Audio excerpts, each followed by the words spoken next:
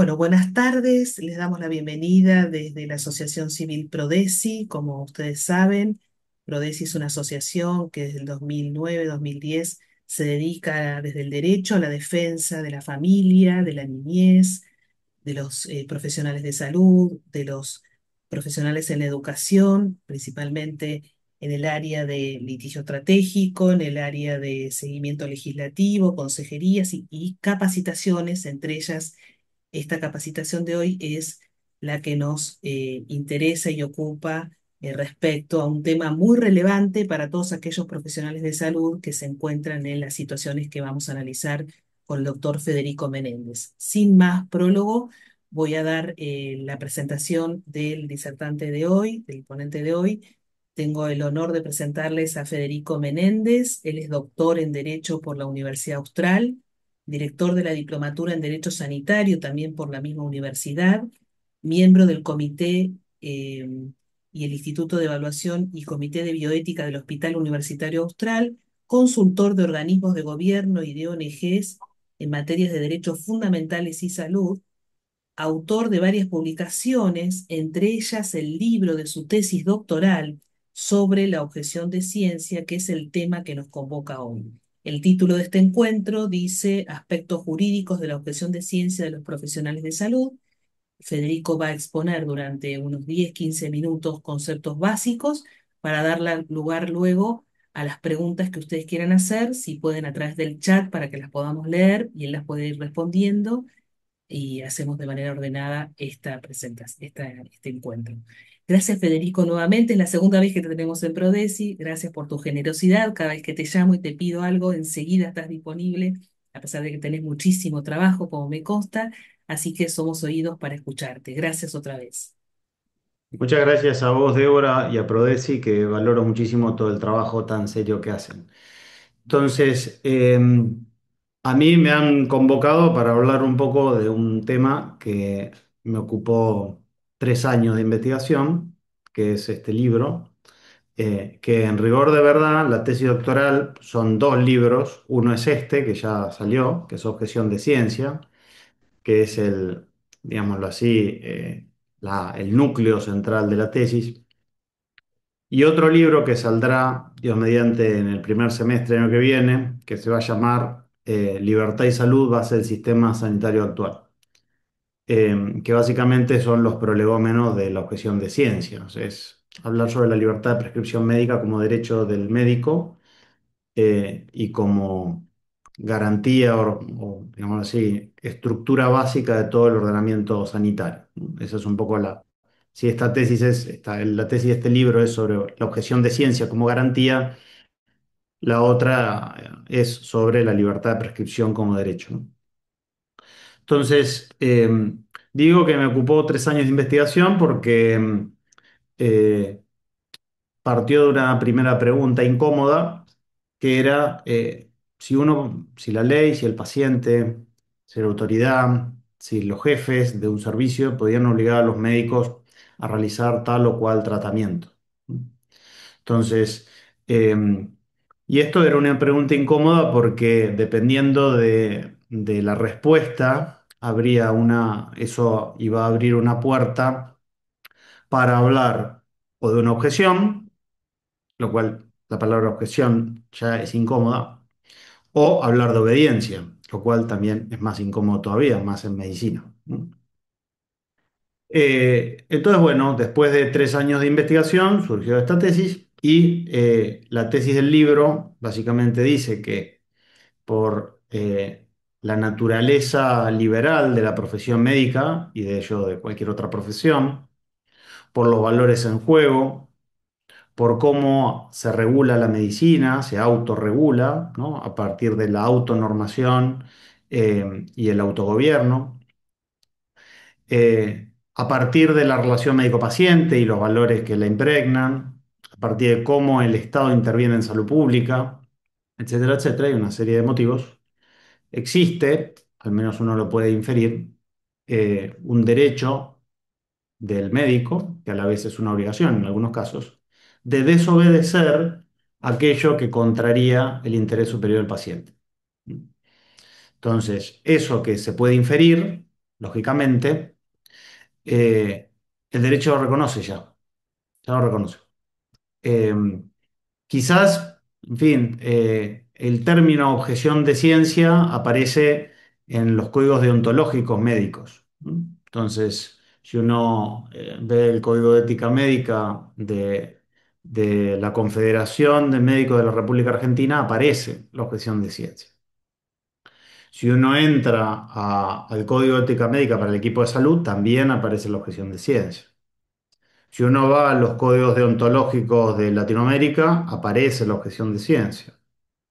Si uno va al código deontológico de España, de Portugal, de Italia, de Francia, de Bélgica, aparece la objeción de ciencia. Si uno va a la Asociación Médica Americana, también aparece la objeción de ciencia. Entonces, esto que evidentemente podría haber sido algo de derecho argentino, se abrió al derecho occidental en definitiva. Eh, para mí no fue una especial sorpresa porque la medicina es algo, digamos así, que no reconoce fronteras, ¿no? Entonces, los derechos que regulan la medicina tendrían que seguir una suerte parecida, ¿no? Entonces, y cuando hablo de derecho no hablo de reglamentarismo en el sentido más estricto de la palabra, ¿no? Porque reglamentarismo hay en todos lados y es evidente que cada país regula la medicina con los pormenores que le parece, ¿no? Entonces, Débora no lo dijo, pero yo además soy máster en Derecho Administrativo, entonces el tema de las reglamentaciones las conozco bastante bien. Pero yo traté de ir más hacia la dogmática constitucional de esto eh, y ver realmente cuáles son los elementos que están por encima de esas reglamentaciones, ¿no? O más que por encima, digámoslo así, por detrás. Eh, con lo cual era razonable que todos esos principios estuvieran en el derecho de distintos países. Entonces, ¿cómo se responde esta pregunta? La pregunta es, o más bien, ¿puede el médico desobedecer instrucciones que se encuentran contrarias a su práctica médica y de interés superior del paciente? La respuesta es que sí, que puede y que en determinadas circunstancias debe desobedecer esas normas. Cuando digo normas, digo que esa instrucción puede venir de un contrato, puede venir de una ley, puede venir de un reglamento, puede venir del paciente, puede venir de una aseguradora, puede venir de una obra social, puede venir de cualquier persona, ¿no?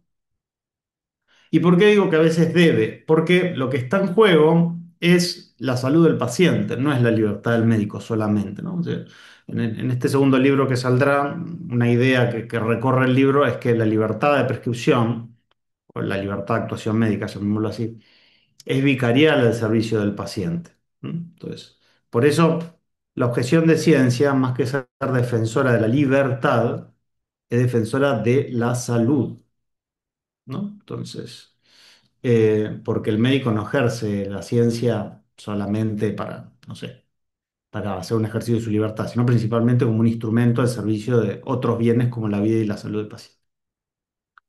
Entonces, ¿qué es la objeción de ciencia? Y me tomo un segundo para leerlo porque es una definición ardua, digámoslo así, cuando uno define, lógicamente limita, ¿no? Entonces, había como que ser muy prudente en lo que uno iba a decir. Entonces, desde la acepción técnico-jurídica, lo digo en el libro, la objeción de ciencia es el derecho humano integrante de la libertad de actuación médica y reconocido de manera implícita o explícita, consistente en la facultad del médico de rechazar voluntaria y pacíficamente órdenes y prohibiciones dispuestas por normas jurídicas, sin que dicha inobservancia conlleve un perjuicio directo al profesional. Esta objeción está justificada en el criterio médico y es reconocida con la finalidad de garantizar la libre actuación del profesional y defender la vida y salud del paciente. Es ardua, podría simplificarse, pero en el marco de una tesis doctoral, lógicamente uno tiene que ser muy preciso y hacerlo con acribia, ¿no? Esto. Entonces, quiero hacer una salvedad, que es que yo elegí la objeción de ciencia en los médicos porque me parece primero, lo más urgente, segundo, lo más evidente, ¿no? Entonces, Pero también opera para todos los profesionales esto. Yo soy abogado, como os dijiste, yo estoy cansado, no, no cansado, es una exageración, pero sí estoy acostumbrado a que venga un cliente a decirme, doctor, hágame un amparo, ¿no? Entonces, y esto es habitual. Como si el cliente supiera cuál es la mejor estrategia procesal para defender su derecho, ¿no? Entonces, si hay abogados en la sala, me entenderán.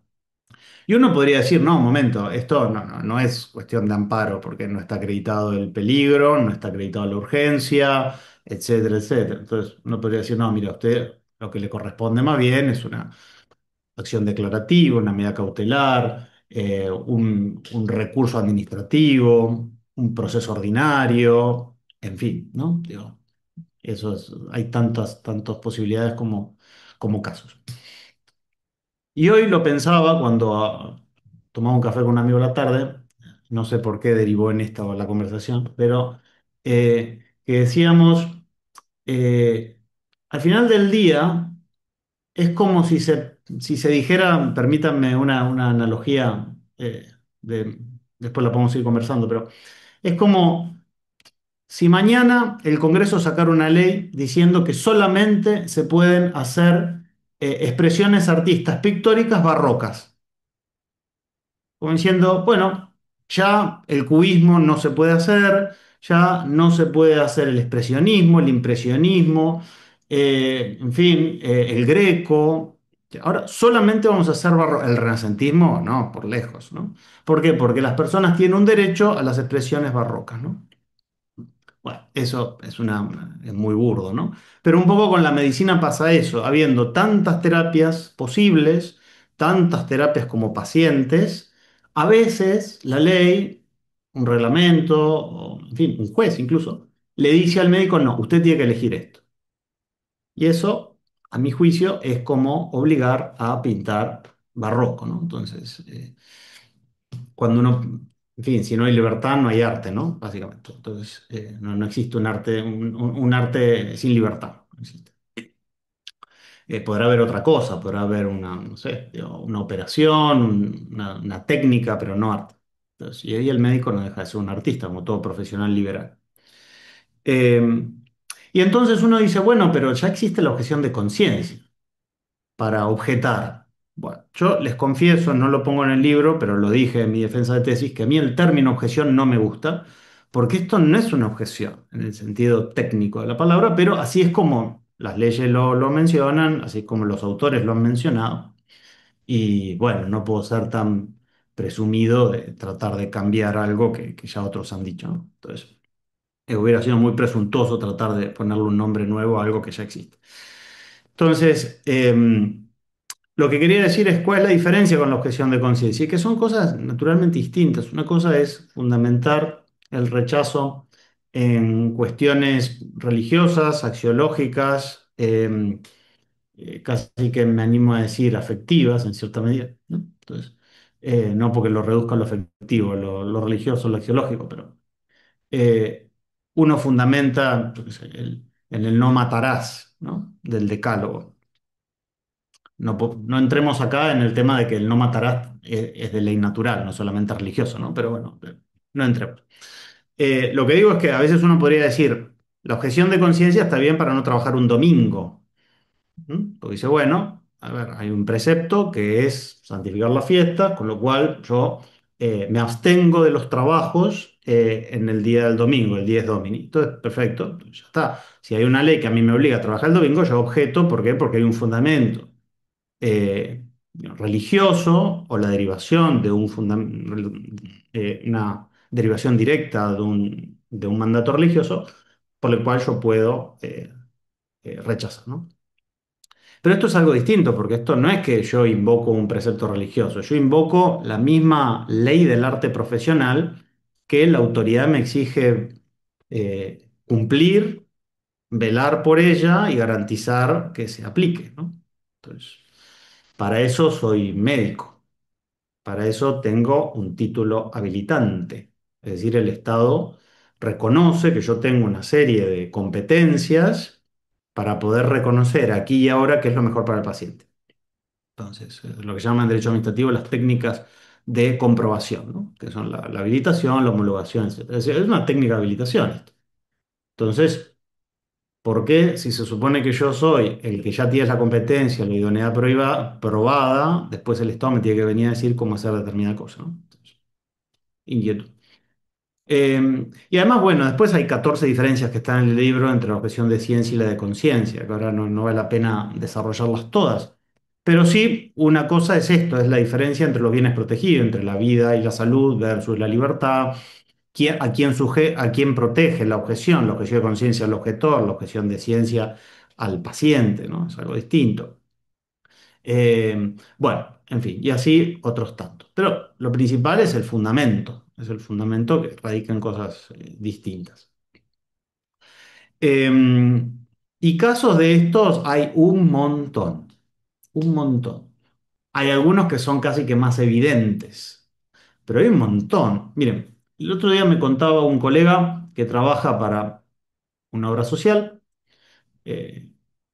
Él le contaba a un amigo médico a él esto, ¿no? Entonces, que, que, que este amigo médico tenía que atender a un paciente para hacer eh, en fin, para comprobar, como si fuera una especie de junta médica del trabajo, y esta persona había ido a un médico privado, tenía que ir a este médico de la institución para que le firme lo que le había dicho el otro médico. Entonces, la cuestión es que este hombre era deportista, que había no sé qué cosa en el meñisco, no sé si se había roto, me van a disculpar los médicos que tengo que descender a cuestiones muy primarias, pero se había o roto los meñiscos o inflamado, no sé qué cosa. La cuestión es que el médico le había recomendado una sutura de esos meñiscos, imagino que se habría lesionado, cortado, y desde la empresa le habían bajado la línea a este médico de hacer una menisectomía y ponerlo con una prótesis especial, ¿no? Sacarle el meñisco y poner la prótesis. Entonces, cuando el médico de la empresa, este amigo, eh, le dicen, pero ¿por qué esto? ¿No? Y su jefe lo que le sincera es que la prótesis ya la tenían, el posoperatorio era más corto, entonces eso implicaba menores gastos para el empleador, así podía volver al trabajo con más agilidad y más rapidez.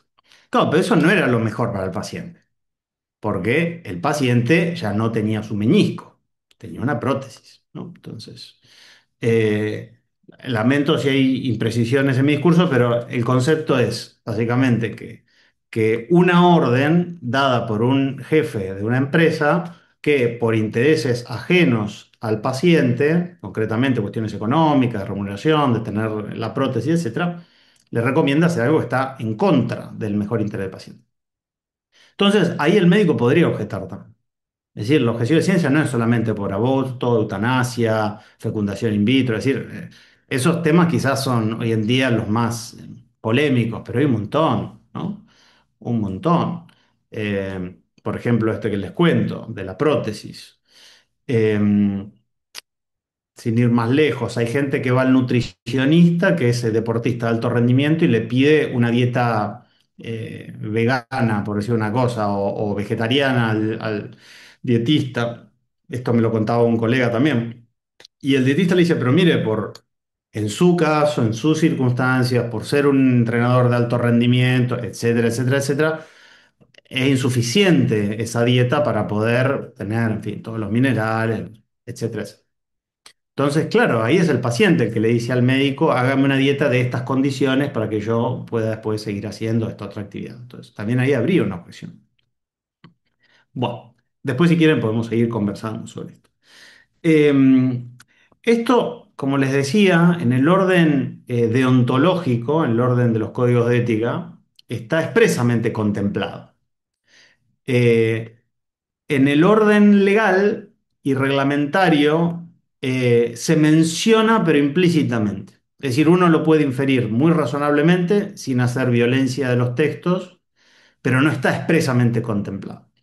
Voy a hacer una salvedad y con esto ya abro las preguntas, pero que los códigos deontológicos son ley especial, ¿ok? Son ley especial. No es que son buenos deseos de un grupo de personas, ¿no?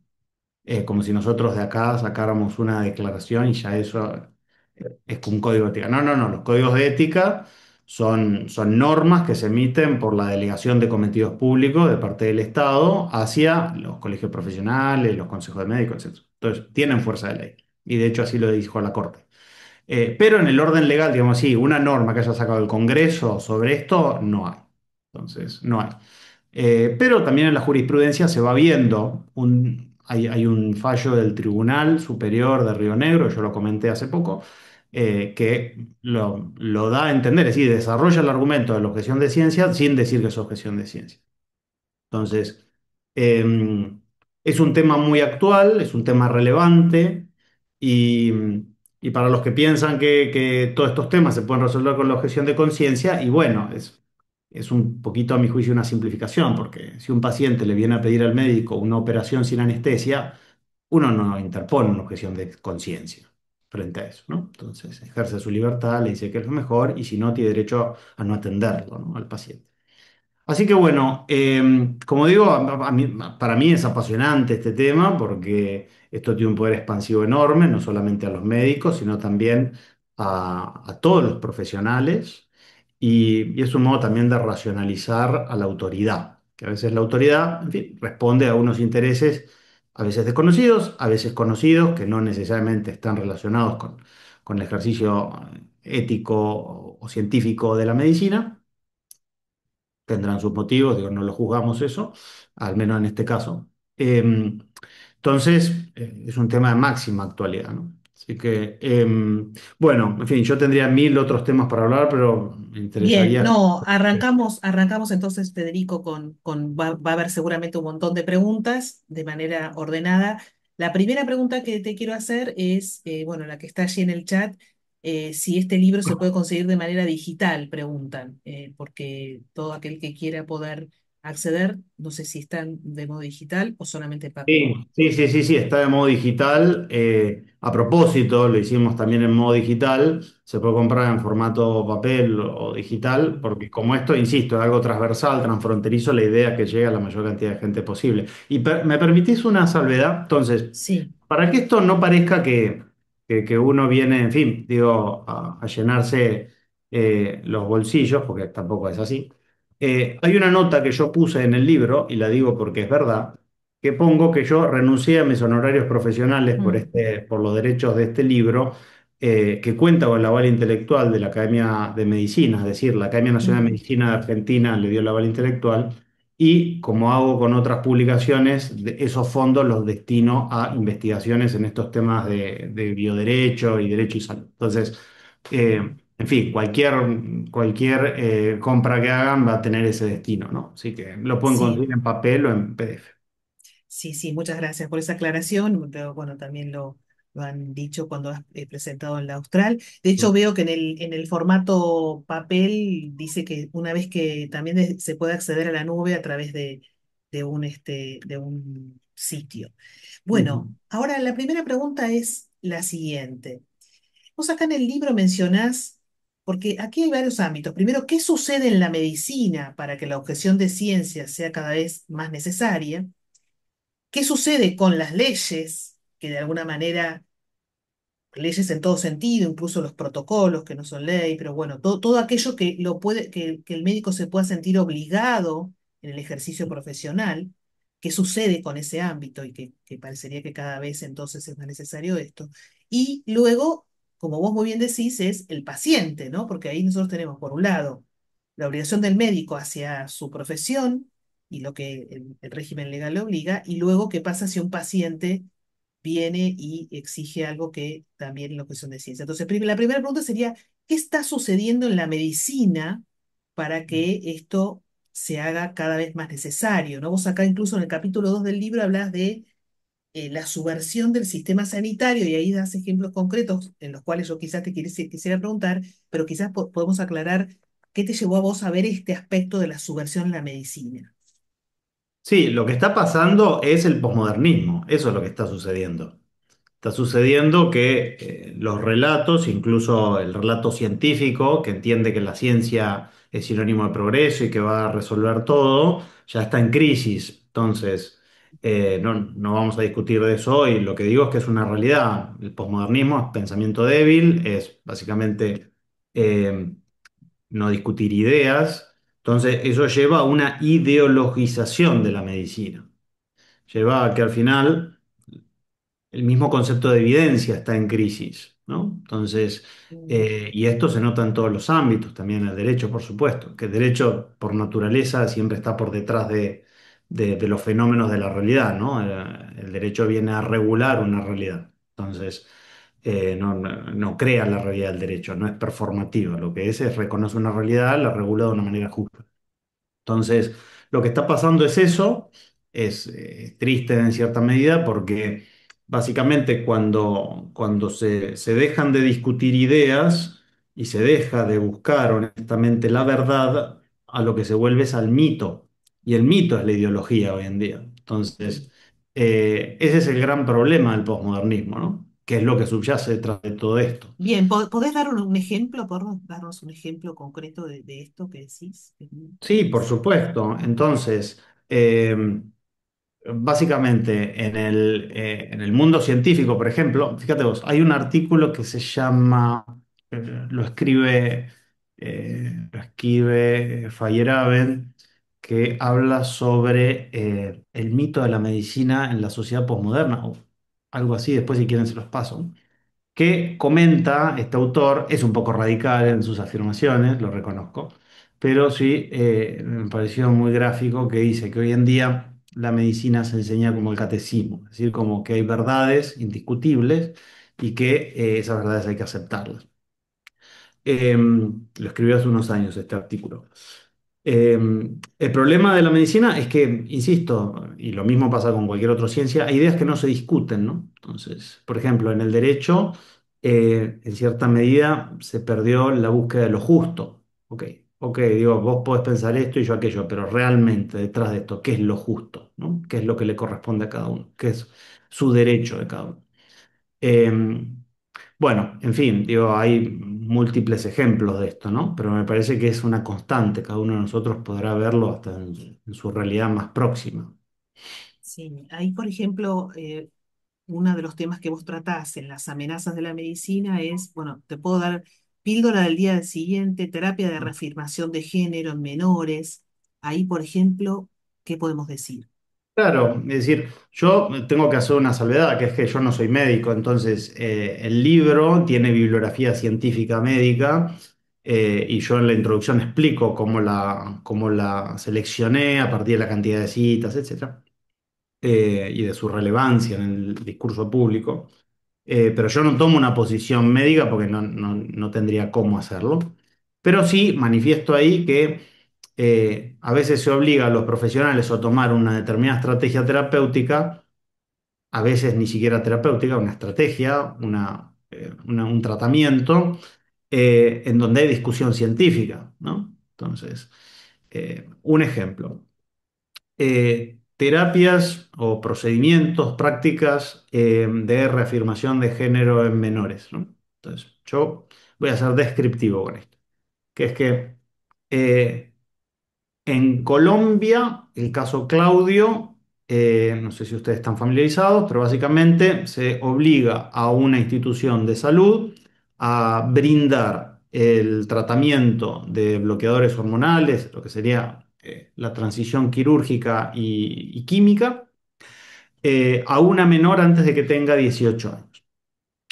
Entonces, la institución lo que dice es, mira, yo no estoy diciendo que no lo voy a hacer, lo que quiero es que espere a los 18 años. Entonces, faltaban, me parece, 2 años, tenía 16.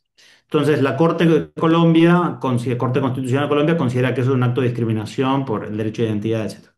Sin embargo, uno va a España, Reino Unido, y ya empiezan a haber casos de, no sé cómo llamarlo, pero de reversión, digámoslo así, por tratamientos de bloqueadores hormonales y quirúrgicos, digamos así, o transiciones quirúrgicas en menores. Por ejemplo, el caso de Keira Bell, el caso de Sí. Susana en España, ¿no? Entonces, uno dice, oh, de los 50 estados de Estados Unidos, la mitad lo prohíbe y la mitad los autoriza, ¿no? A estos procedimientos. Es llamativo, ¿no? Que algo que tiene tanta discusión, que no hay acuerdo, que, que realmente no hay como un consenso universal como la ley de la gravedad, a uno le obligan a hacerlo, ¿no? Entonces, eso es un caso clarísimo para esa objeción de ciencia. Entonces, aunque sea porque está la discusión, ¿no? Aunque sea por eso. Y lo mismo la Bien, píldora al día siguiente, ¿no? Que claro. no solo por los efectos abortivos que algunos dicen que tiene, Sí, sino sino por además por... el daño que produce en el cuerpo, Claro. claro, más allá de eso. O sea, la cuestión abortiva sería más objeción de conciencia. Sí, sí. Ahora bien, entonces, en la Argentina, ¿cuál sería el fundamento jurídico de esta objeción de ciencia como derecho humano? Porque vos lo planteás como un derecho humano, eso es interesante de ver. Entonces quiere decir que sería vos en el libro explicás, es una parte de la libertad profesional, es decir, es una especie de partecita dentro de la libertad profesional, estaría la objeción de ciencia. Ujú. ¿Cuáles serían los argumentos jurídicos si uno dice, bueno, ¿dónde me baso para decir que yo tengo derecho a la objeción de ciencia?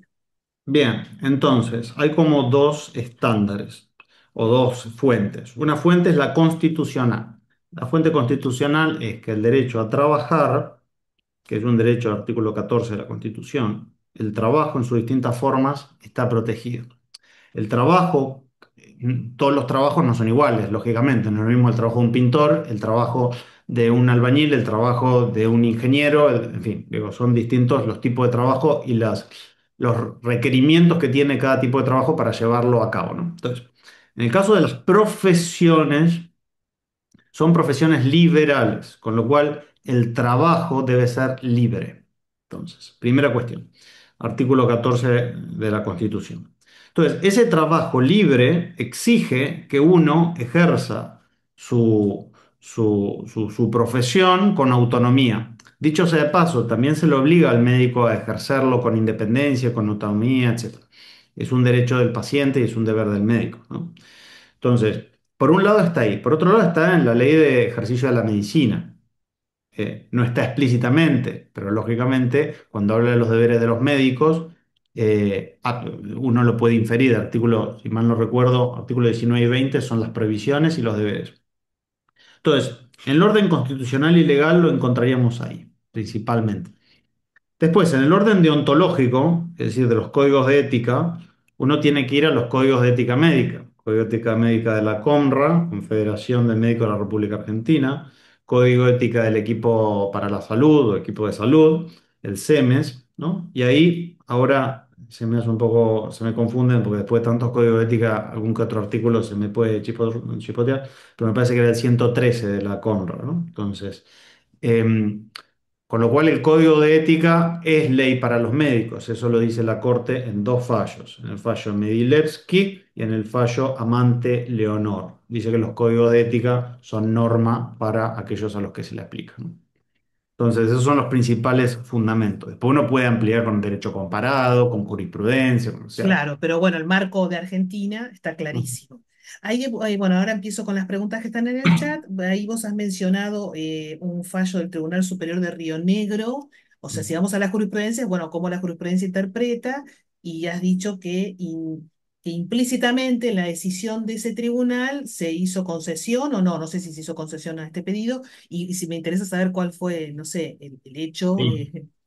Perfecto, entonces, mira, los autos, la carátula te la puedo buscar en un segundo porque ahora de memoria no la tengo, pero sí te comento los hechos, como para que lo sepas. Mm, Entonces, los hechos era que una mujer, si mal no recuerdo, tenía 8 hijos o tenía 7, tenía uno en su seno, básicamente, estaba concebido, estaba desarrollándose.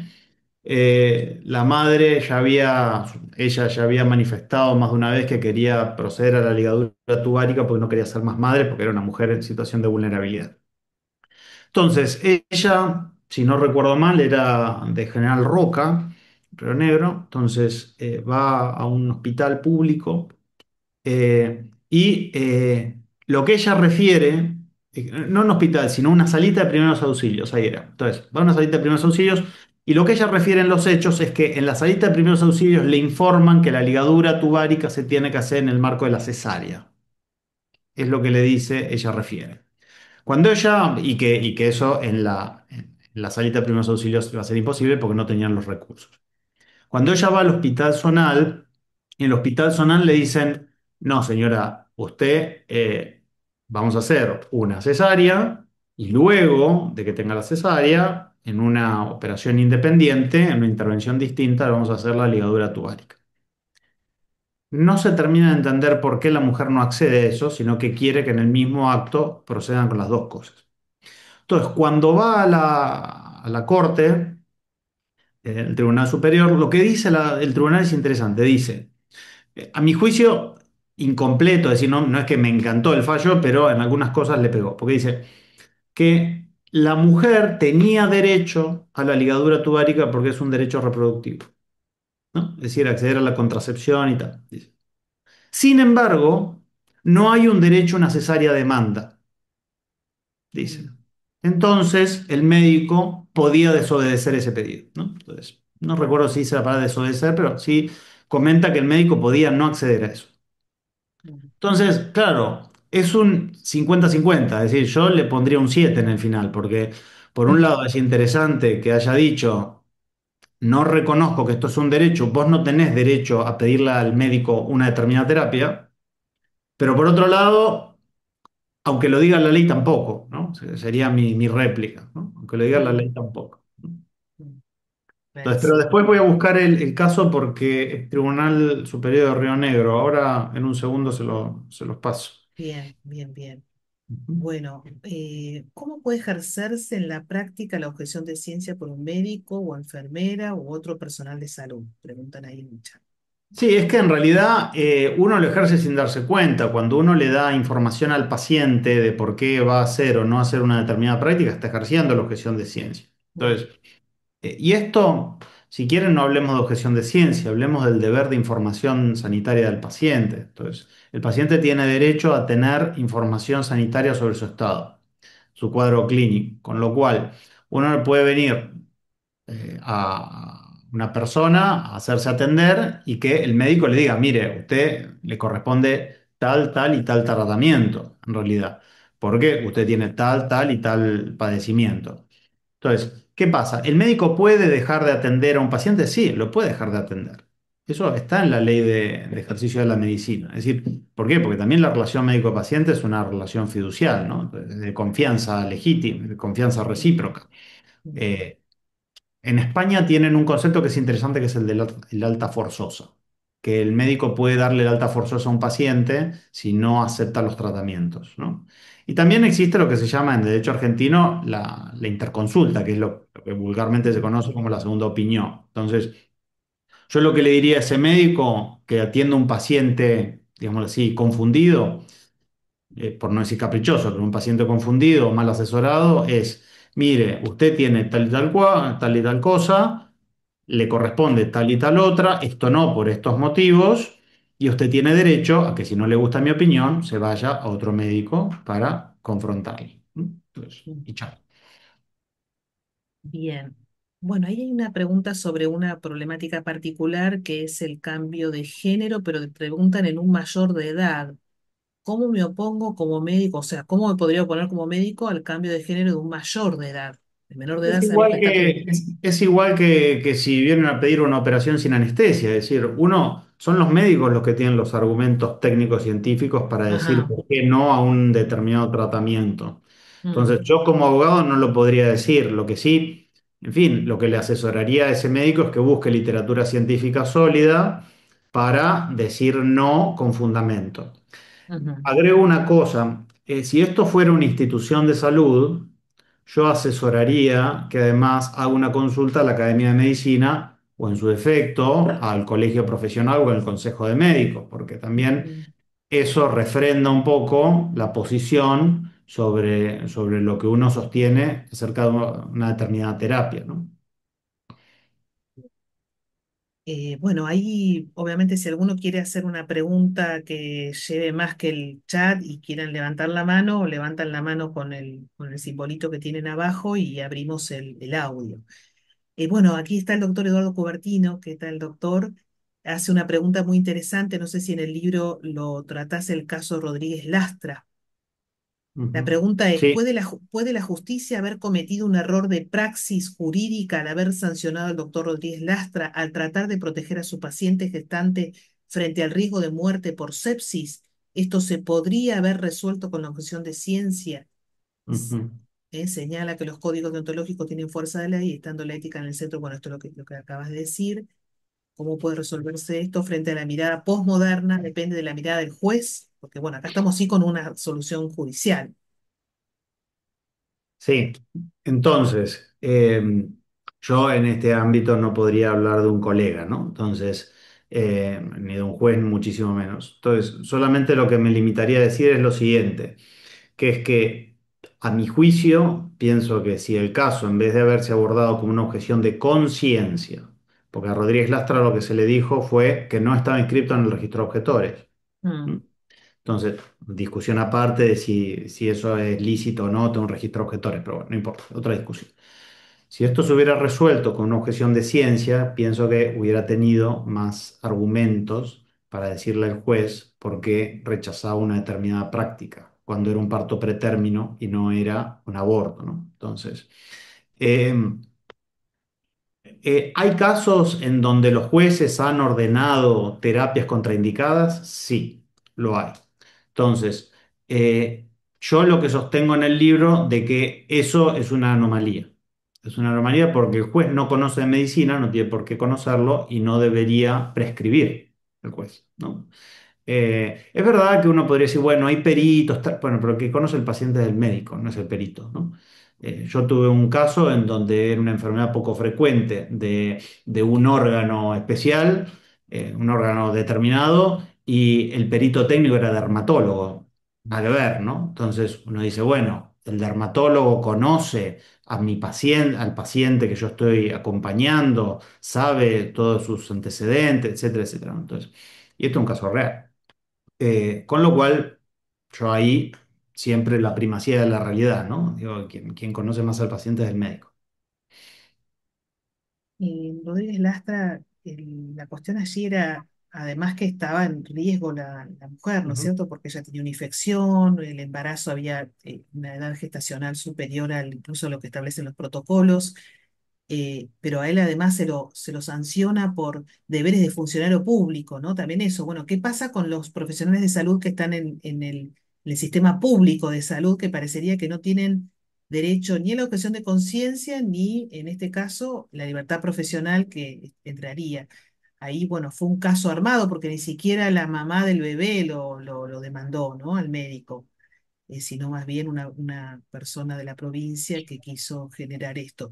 Aquí hay que tener cuidado con Rodríguez, con este caso, porque realmente lo citan como un caso en el que se sancionó un médico por no haber querido hacer un aborto, ¿no? Y en realidad el tema era otro. Muy bien. Te agrego una cosa, que es que vos diste la tecla del tema de los médicos en instituciones de salud pública. Entonces, en realidad todas las instituciones son públicas de gestión estatal, digámoslo así, ¿no? Entonces, ahí, fíjate vos, ya Marienhoff, que es padre del Yomitativo argentino, decía que no tenían deber de obediencia los profesionales en las instituciones jerárquicas porque su responsabilidad es subjetiva. Entonces, en relación a su expertise profesional, tienen responsabilidad ante el colegio profesional, entonces no están obligados en obediencia a sus superiores. Marienhoff, los años 50, lo decía ya. Entonces, ahí yo tuve una conferencia sobre ese tema, el deber de obediencia de los médicos en las instituciones de salud pública. Y además de lo que decía Marienhoff, con absoluta lucidez, uno mismo puede entenderlo, es decir, cómo mi superior, que no está en la relación médico-paciente y a veces ni siquiera es médico, me va a decir cómo ejercer mi profesión, ¿no?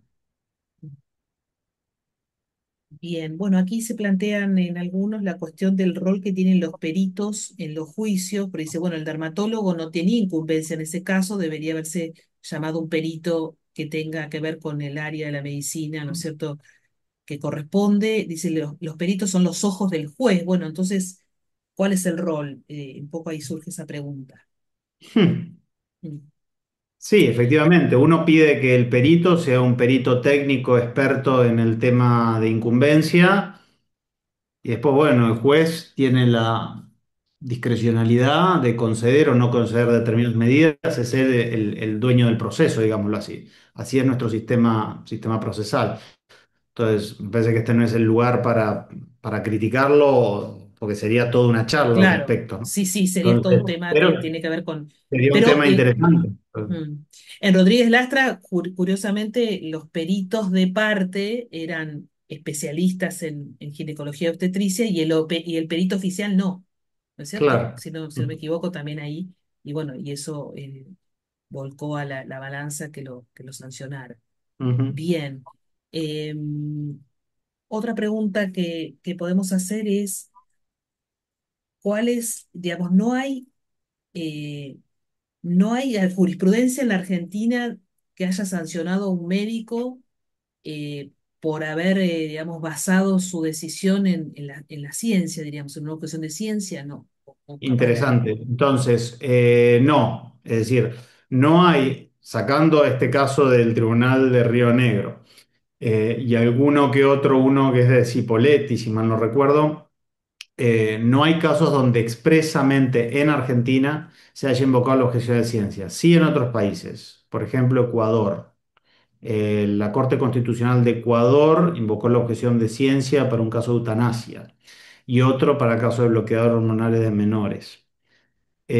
Pero en Argentina no, es implícito. De hecho, la jurisprudencia en esta línea no es muy buena, en el sentido de que más bien yo lo voy a decir de esta manera. Yo cuando tomo los casos jurisprudenciales los pongo como problemáticos. ¿Mm? Por ejemplo, el dióxido de cloro, por ejemplo, ¿no? Entonces, en donde el juez había indicado una determinada terapia, un médico con la cual el médico consideraba que no estaba suficientemente probada, eh, o casos de partos domiciliarios, ¿no? Entonces, en fin, entonces, más bien son, a mi juicio, problemáticos. Bien. Bueno, aquí invito a los médicos que están en la sala a, si quieren levantar la mano, si quieren hacer un comentario, alguna pregunta específica, porque esto está orientado a ustedes, ¿no? Eh, ahí Mabel Cecchini, ahí, te escuchamos, Mabel. A ver, no sé si sos médica. Hola, Buenas, espera un segundito que tengo. hay un eco. Sí.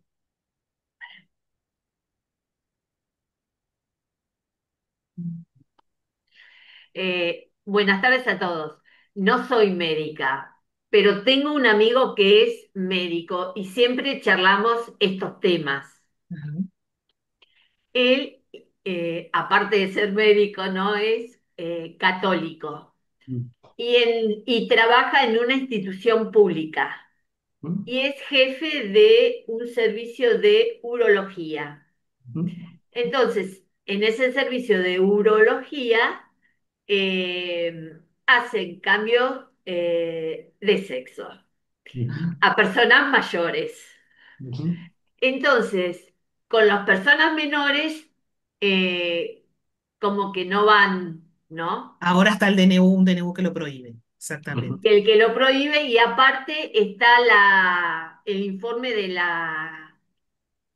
ay, ¿cómo se llama? De los médicos, La Academia Nacional de Medicina, que acaba de esto sacar mismo. una Entonces, bueno, más o menos yo le resolución. pasé eso pero con respecto a las personas mayores, en el hospital le dicen que como que no puede haber objeción de conciencia, no ya de ciencia, sino de conciencia con respecto a eso. mm, Es decir, y como ustedes decían, que se tienen que inscribir en el libro donde dicen que son objetores de conciencia, ¿no? Pero claro, acá es como que lo señalan con un dedo, y mm, más siendo el jefe del servicio, eh, ¿hay algo que yo lo pueda ayudar a él para dejar asentado esto de que él, por eso pregunté por personas mayores? mm. No Sí, sé si me lógico. podrás ayudar para que yo poderlo ayudar a él. Pero es que es el tema de esta charla, ¿no? Es decir, si él tiene, porque acá no es una cuestión meramente de conciencia, es una cuestión de decir qué motivos hay científicos para hacer una terapia de reafirmación de género. ¿Cuál es el motivo técnico científico? Es decir, ¿que hay un diagnóstico o no hay un diagnóstico? En Colombia dijeron que supeditar una terapia, reafirmación de género, un diagnóstico de disforia de género es discriminatorio. Entonces, uno puede decir, ¿qué elementos técnicos científicos hay para justificar esta intervención? ¿No las hay? ¿Hay elementos científicos en contra? Bueno, que él los conozca muy bien. Eso es. Al final del día, a ver, no lo dije antes, pero la objeción de ciencia lo que hace es redignificar La la profesión profesión. médica, porque decir, bueno, es el médico el que tiene que decidir. Entonces, el médico tiene la libertad y la responsabilidad de decidir cuál es la mejor estrategia terapéutica para un determinado caso. Y a mayor libertad, mayor deber de diligencia y mayor responsabilidad. Entonces, lo que yo le sugeriría a Mabel es que busque argumentos técnicos científicos para rechazar esos pedidos y que dé cuenta de eso. Y se los diga al paciente, porque tiene derecho el paciente a saberlo eso. Si no, uno le está ocultando información. Bueno, este Sí. amigo mío renunció a ser jefe del servicio. Qué Ujú. lástima. Dice, sigo en el servicio, pero no soy el jefe, Mm. porque como están haciendo mucho de eso, es decir, como vos sos católico y estás ahí y sos el jefe del servicio. Sí, pero me animo a decirte que no importa que sea católico, puede ser musulmán, protestante, Bueno, ateo, pero te doy el cualquier. caso Sí, sí, concreto, sí. es Por eso, decir, no, no pero es uno que... puede decir, yo no profeso ninguna religión, pero evidente que si una persona quiere hacerse una operación por apendicitis sin anestesia, no hace falta ser católico para decirle que no lo vas a hacer, ¿no? Entonces, Sí, Es decir, que porque en el servicio público, yo como médico, a mí me ampara la ley del deber de objeción por conciencia, y por ciencia serían los argumentos que este los médico puede argumentos. tener para decir esto daña al paciente, no hay un diagnóstico previo de disforia, no hay un diagnóstico que esto pueda hacerlo mejor, hay que ver que otras terapias, abordar su Que haga una angustia. interconsulta, como dijo. ujú. Claro, o sea, hay muchos mecanismos, exactamente, Mabel. Gracias, Pero bueno, ¿eh? interesante el planteo que vos haces. Eduardo, ahí te habilito el audio, Eduardo Cubertino, médico que está en Córdoba. Gracias, doctor Federico. Muy clara la exposición, muy interesante el tema, porque es parte de los desafíos. Y una consulta técnica. Yo que soy lego en este tema, pero voy aprendiendo mucho de ustedes. Eh, Se dio un caso muy particular en Córdoba que el Consejo de Médicos nuestro, que es una entidad, digamos, deontológica, ¿sí? Em, Promovió un encuentro científico para profesionales de la salud bajo el título de em, Manejos adecuados de situaciones de género y disforia de género. Eh, Fue, digamos, ah, un espacio trans, ¿eh? de la sociedad civil a hacer un reclamo y una demanda jurídica y el juez eh, emite, yo no sé si en este caso se convierte en jurisprudencia, pero le prohíbe a el Consejo Directivo de el Consejo de Médicos de la provincia de Córdoba que se abstenga de utilizar la palabra disforia de género porque Ujú, constituye un gesto discriminatorio. ujú, En estas condiciones, el Consejo de Médicos no solamente es obligado a retractarse de la nomenclatura científica, sino que es obligado a tener un curso de capacitación sobre la temática trans y la nomenclatura y fueron obligados todos los miembros del Consejo de Médicos, del Consejo Directivo, a tener estas capacitaciones. Eh, la consulta es, esto es una cuestión de ética, la ética está en una disputa muy grande en el tema cultural, sobre todo con la ciencia, ¿sí? Porque tiene una mirada, por allí los anglosajones están en una gran disputa con esto respecto de esta mirada relativista.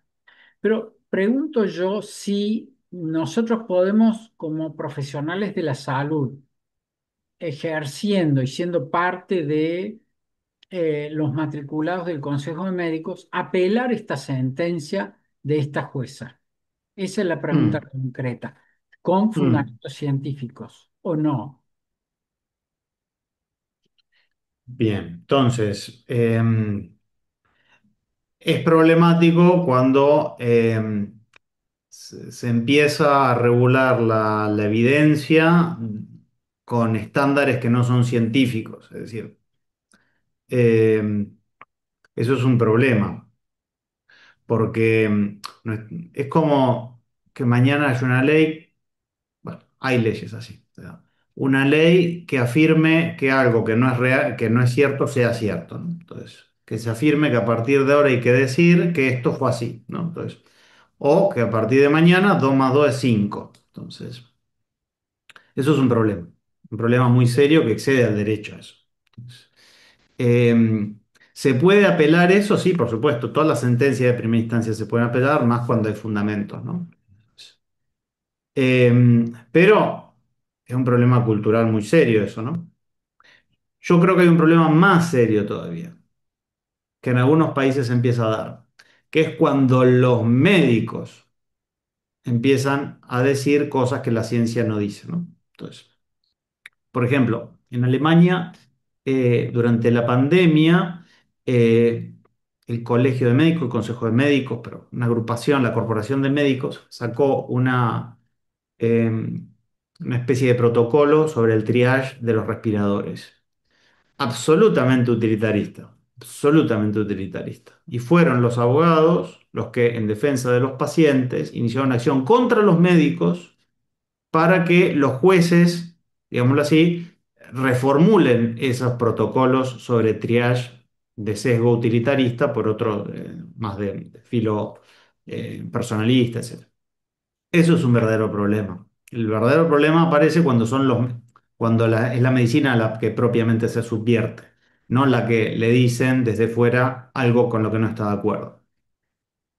Espero no vivir para ver eso, pero bueno, quizás nos toque, ¿no? Entonces, el problema de lo que vos planteás, Eduardo, sí es apelable perfectamente. Digo, no sé, digo, no conozco la causa, pero habría motivos por lo que me estás contando, habría motivos para apelarlo e ir a una segunda instancia, que ya son tres jueces, o eventualmente ir a la corte, sí, a la corte provincial y eventualmente a la federal.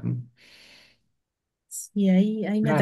ahí me atrevo a agregar, Eduardo, que hay un precedente en la provincia de Tucumán que tiene cierta analogía con este caso que nos estás planteando. Yo la verdad este caso no lo conocía, que es cuando se planteó que la expresión disforia de género o ideología de género en una diplomatura, en una universidad, podía ser discriminatorio o discurso de odio, y una jueza de primera instancia en Tucumán rechazó esa demanda diciendo que de ningún modo esa expresión podía ser estigmatizante o discriminatoria, dado que está puesto, diríamos, en el ámbito de la medicina, el DSM-5, o sea, son expresiones médicas, ¿no? No son valorativas, sino expresiones. Ahora, eso se daba en el ámbito de si se podía usar esa expresión en el ámbito de un curso universitario, ¿cierto? Y eso, obviamente, la universidad es el lugar donde se pueden dar todas las ideas y discutir todos los temas, porque es allí donde se dan. Ahora, este caso sería, pero habría que ver si ese precedente, Eduardo, puede ser citado para estas personas que, pero obviamente tienen que ver el caso concreto. Bien, muy interesante. Ahí hay una persona que quiere, no sé tu nombre, que has hecho una pregunta en el chat, pero te abro el audio porque ahí querías hacer un comentario. Tendrías que vos abrirlo Bien, Ahí está. ahí Sí, está. sí, te escuchamos. Buenas tardes. Mi nombre es Andrea Nieva y bueno, quería un poco extender lo que dijo el doctor al respecto del triage de los respiradores. Bueno, en el tiempo de la pandemia, esto no es exactamente del triage, pero tiene mucho que ver, porque la orden era, había muchos pacientes y mucha demanda y no teníamos el suficiente oxígeno para proveer a toda la población, o se estimaba que no iba a haber el suficiente oxígeno por cómo venía la pandemia. A los pacientes que tenían comorbilidades, varias comorbilidades, había que dejarlos sin el oxígeno, porque había que usar el mínimo oxígeno posible. Y a los que tenían mejor, o sea, más opciones de vida, menos comorbilidades o ninguna, darle la posibilidad de vivir o de ponerlo en un respirador. Y lo cruel de esto es que era una orden que la teníamos que cumplir, nos guste o no, se tenía que cumplir. No podíamos objetar nada. Y mi mamá entró en un hospital, yo misma la llevé en el traslado porque le faltaba oxígeno. Mi mamá era diabética. Ujú, La llevé, le colocaron el oxígeno, hicieron todo ahí mientras yo estuve en la guardia de urgencia y yo volví a buscarla en la mañana porque ya iba a tener un tubo de oxígeno en casa. Eh, Mi mamá no llegó a la mañana ujú, porque estoy segura que cuando yo me fui le sacaron el oxígeno. ujú, No estaba en condiciones de morir. ujú, Pero ¿qué podía hacer yo? Nada, porque ni siquiera la pude ver. No pude ver como para decir el momento en el que murió, porque tendría que ir un perito, pero uno también se puede dar cuenta si pasaron muchas horas, pocas horas. Eh, yo la llevé solamente porque necesitaba oxígeno y la verdad es muy doloroso. Eh, y no tan solo me pasó a mí, le debe haber ujú, pasado a mucha gente. Eso de, en ese momento no estaba ni la objeción de conciencia ni nada, o sea, se debía hacer lo que te ordenaban y nada más. Y, y yo misma lo viví. ujú, Entonces, lo único que puedo decir es que cuando uno puede, ujú, debe plantarse y decir no. ujú, Con respecto a lo que decía la colega del director de urología,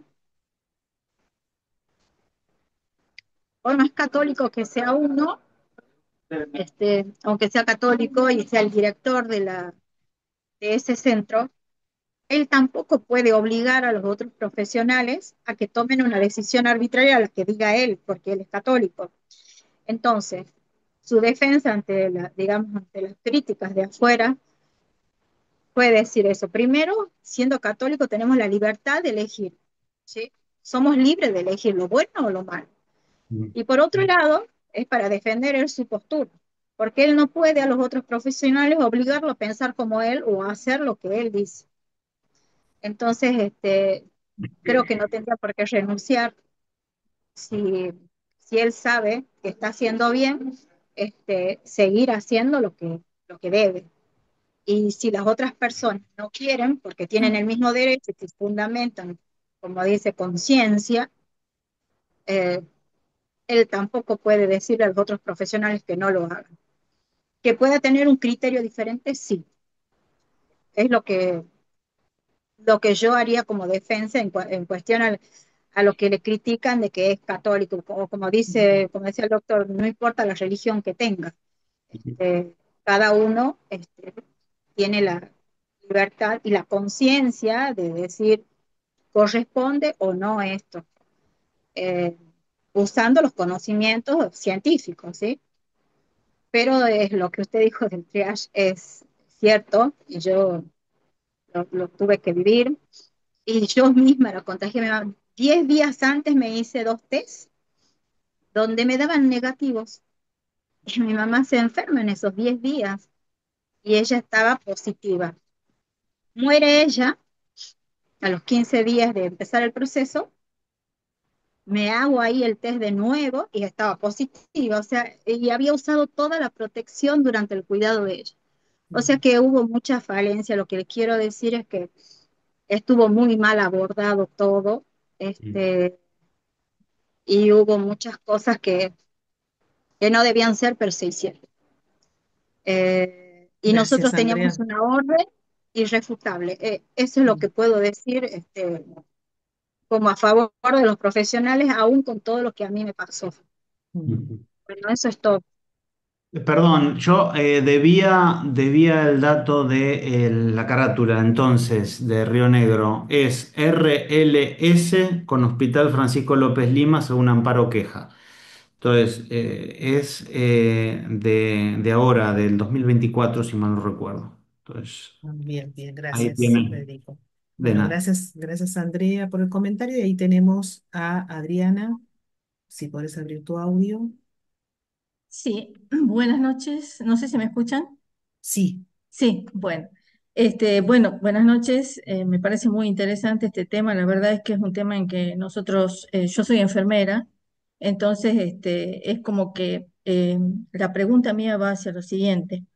Nosotros como personal de enfermería, en estos sistemas que están, digamos, bastante desordenados últimamente con respecto a la dotación de recursos humanos, si podemos hacer la objeción de ciencia cuando se nos Mm. obliga a hacer actos médicos y cómo se instrumentaría administrativamente, porque administrativamente hay preformas para presentar la objeción de conciencia, pero la objeción de ciencia, no sé si los efectores están, digamos, acostumbrados a que se hagan presentaciones y si estas tendrían que ser colectivas o individuales. ¿A qué voy? Para digamos, haya una mayor comprensión, porque tal vez un colega que es enfermero me entiende, pero tal vez un abogado o médico que no está en Tucumán, por ejemplo, donde yo tengo una consultoría y recibo consultas de muchísimos colegas, en donde se les obliga a prescribir, se los obliga a diagnosticar, se los obliga a hacer tratamientos invasivos, a colocar vías centrales,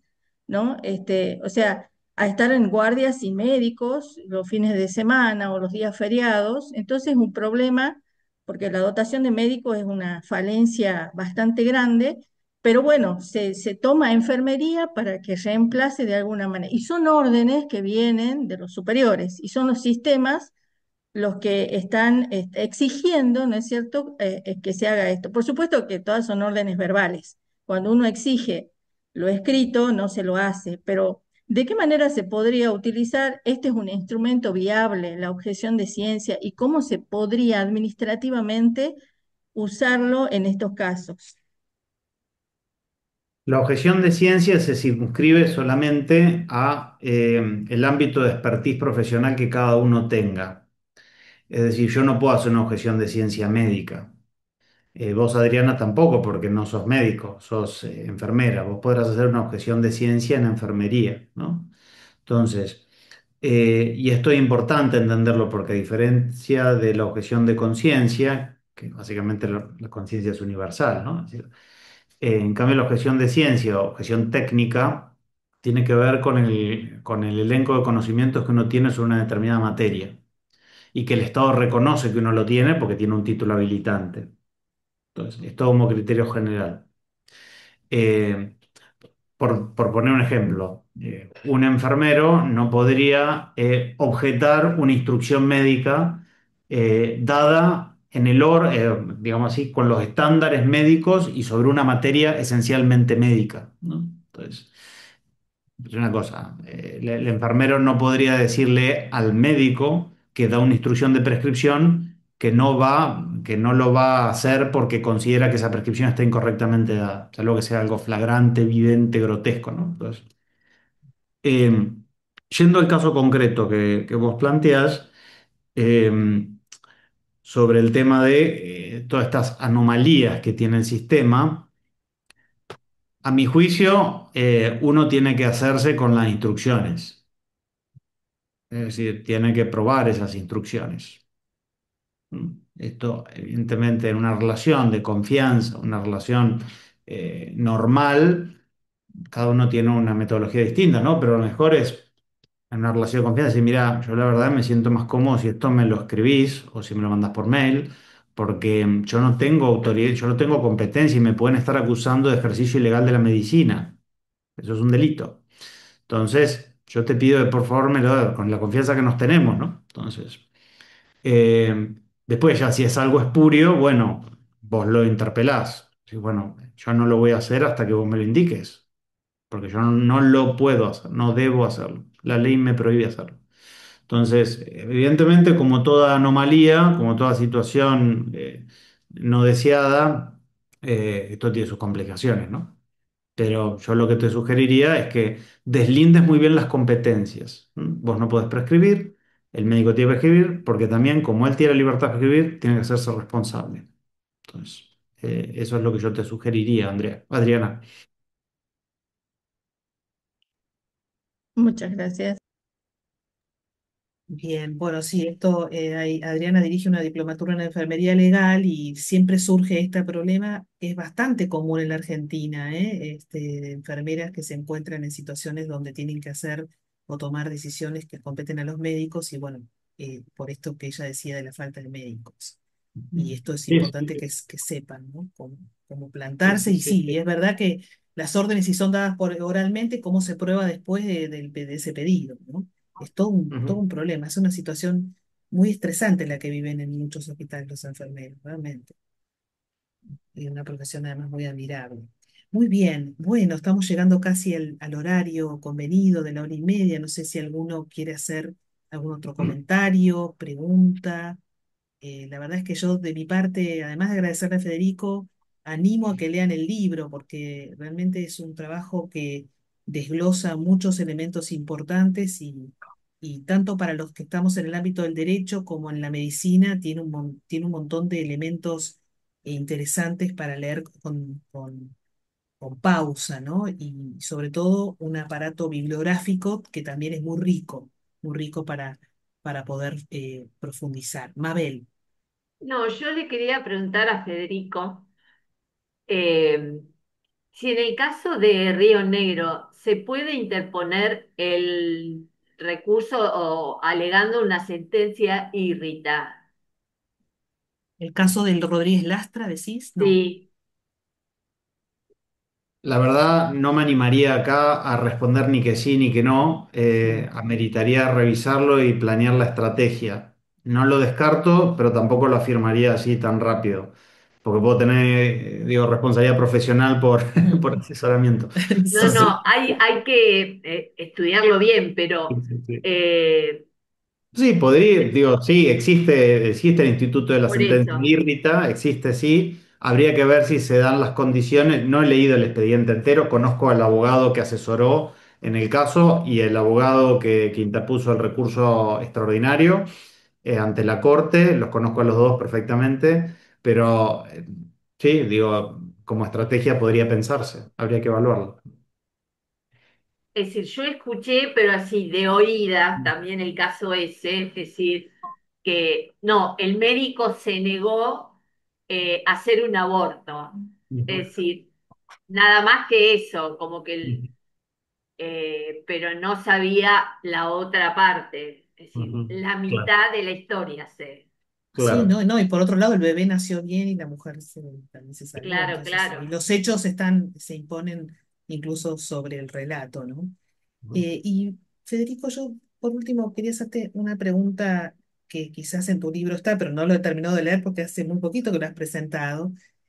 ¿Cuáles son hoy los temas más relevantes en las que esta objeción de ciencia se está dando? No sé si lo has podido ver o en la jurisprudencia extranjera o en los casos o en la doctrina que has analizado. Muy bien. Entonces, temas así que a mi juicio están como en el debate público hoy, ni hablar eutanasia, bloqueadores hormonales de menores, tema de transhumanismo. Ya Habermas dice que el transhumanismo es el peligro más grande de la historia de la humanidad, dice él, para la especie humana. Entonces, el transhumanismo mal entendido puede ser un gran problema, ¿no? Entonces, em, en síntesis, dicen que la evolución hasta ahora ha sido natural, pero por una cuestión histórica y a partir de ahora va a empezar a ser tecnológica la evolución. Entonces, eh, lo cual eso podría afectarle, digamos, lo mal y pronto a la especie, ¿no? Eso es peligroso. Entonces, transhumanismo, el tema, bueno, todo lo que tiene que ver con las vacunas, todo el régimen de vacunas, que si están probadas, que si no están probadas, que si son obligatorias, que si son voluntarias, que si estoy obligado a vacunarme o no, etcétera. Digo, ese es otro tema importante.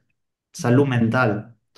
Entonces, es un tema delicado también, ¿no? Decían recién de disforia de género. Bueno, digo, el DSM habla de lo que es una enfermedad mental, la define y dice cuáles son los padecimientos que entran dentro de esa clasificación. Sin embargo, hasta ahora tenemos una ley de salud mental que no habla de enfermedad mental, sino que habla de padecimientos mentales y define lo que es salud mental como un proceso con elementos extramédicos, extracientíficos, y define el padecimiento mental de una manera estrictamente no científica. Entonces, esos son temas importantes, ¿no? Que me parece que están en la agenda pública.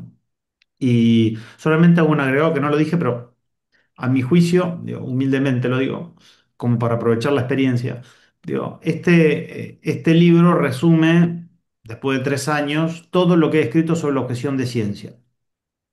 Al Mm, menos por la bibliografía se justificaría al menos pegarle una leída, porque ahí mm, está todo lo que han dicho en el mundo occidental sobre la objeción de mm, ciencia, códigos deontológicos, etcétera. Entonces, por lo menos pegarle una leída en esa línea como mm. para saber que, bueno, si uno quisiera entender qué es la objeción de ciencia, este es el libro, ¿no? Es decir, porque no hay nada más. El resto son retazos de cosas que he tratado al menos de unificar y de consolidar en un solo libro, hacer una revisión bibliográfica de todo lo que hay escrito sobre esto. Creo que al menos por eso tiene Sí, su mérito. sí, muy interesante. Y ahora me da la duda de cuál es el país o las regiones donde más se han preocupado por esto, ¿no? No sé, el mundo anglosajón o el mundo... España, Ajá. España, y después ahora estoy escribiendo un artículo sobre el estado de la objeción de ciencia en el common law, en los Mm, países anglosajones. Y para mi sorpresa es muy positivo, muy positivo. ah, bueno, sí, el budismo, ¿no? Bueno, muy bien. Federico, entonces llegamos al horario. Nuevamente, gracias.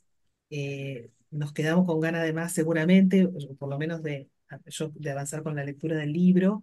Enviaremos entonces a todos por mail esta grabación para que la quieran difundir. Y bueno, y si vos nos mandás algún otro material que ha surgido en tu exposición que lo queramos hacer llegar, o si alguno nos piden por mail algún material que quieran tener, a mí, por ejemplo, me gustaría los artículos tuyos que has comentado, que has publicado, este de los médicos como de hospitales públicos, ese de la desobediencia, ese artículo ya, si lo tenés, también lo pedimos, o algún que otro fallo.